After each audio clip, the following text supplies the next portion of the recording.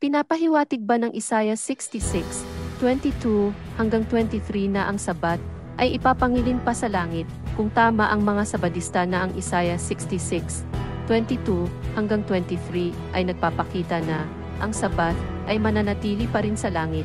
Kung gayon, ibig sabihin din ito ay ang literal na Jerusalem ay nasa langit. 65:18 hanggang 19, 66, 8, 10, 13, 20.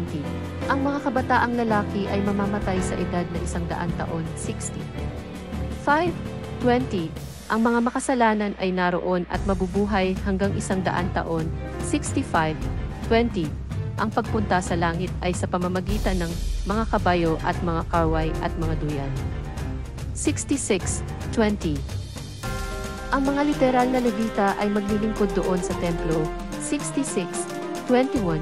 Ang bagong buwan ay ipangingilin pa din. 66:23. Ang mga bangkay ng mga rebelde ay magkakalat sa buong walang hanggang panahon. 66:24. Sa pangkalahatan, nagkamali ng unawa ang mga Sabadista sa hula ni Isaias at hindi dapat sila paniwalaan.